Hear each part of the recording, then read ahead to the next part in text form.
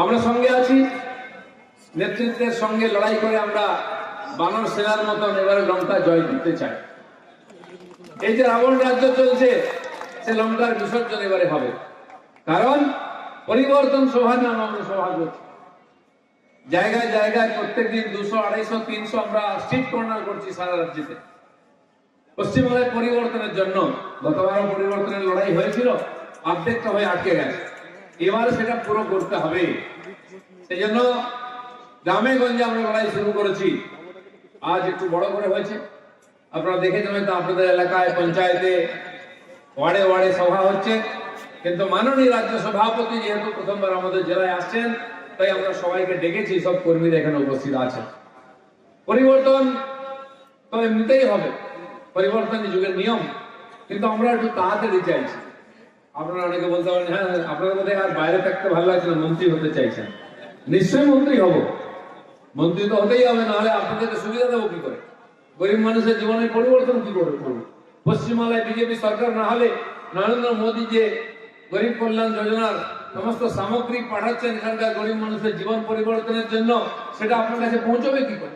আবাস যোজনার টাকা লুট হয়ে যাচ্ছে, শৌচালয়ের টাকা লুট হয়ে যাচ্ছে, রাস্তায় যে পানীয় জল আসবে জল জীবন মিশনের টাকা লুট হয়ে যাচ্ছে, বিদ্যুতের, ড্রেনের, ফুটপাতের, এমনকি আপনার রেশন লুট হয়ে যাচ্ছে।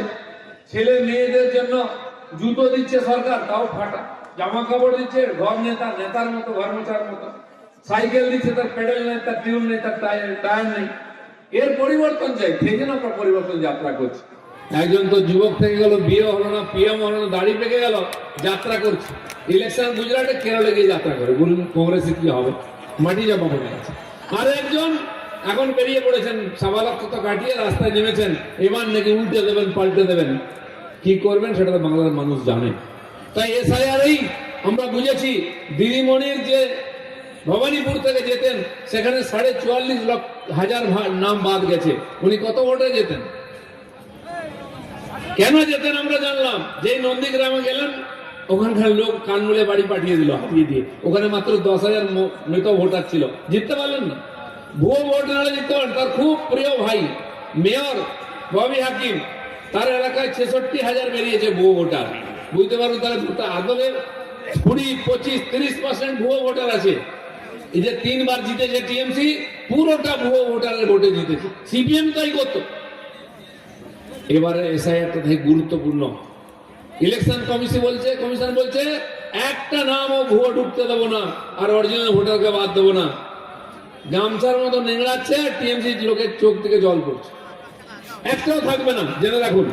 আপনারা খালি লাইনে দাঁড়িয়ে ভোটটা দিন। আপনারা অনেকে জিজ্ঞেস করেন আমাকে, দিলীপদা আমরা তো প্রত্যেকবারে বিজেপিকে ভোট দিই, আপনারা জিততে পারেন না। আমি বলছি হ্যাঁ, এবারে দিন দিতে যাবো। বলছে ভোটটা যায় কোথায়? ভোট যায় না কোথাও, ভোটটা বিজেপিতে যায়। তাই 2,40,00,000, 2,38,00,000 ভোট আমরা বারে বারে পেয়েছি। তারপরেও এই যে 50-60 লক্ষ ভোট বেশি, সেটা হচ্ছে ওই 1 কোটি ভুতুড়ে ভোটারের থেকে ভোটটা পড়ে যায়, তাই আমরা জিতেও হেরে যাই। এবারে কিন্তু তা হবে না।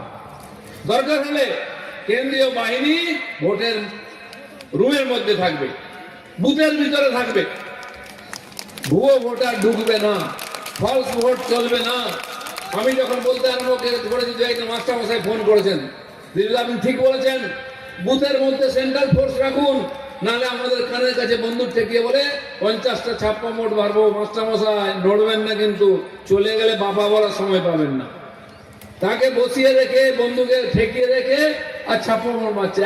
50 থেকে 100টা ভুয়ো ভোট এক একটা বুথে পড়ে। ভাবুন, 250টা যদি বুথ হয় একটা বিধানসভায়, কত ভোট পড়লো? ওটাই তো লিড আছে। তাই এবারের নির্বাচনে না ভুয়ো ভোট, না ছাপ্পা ভোট।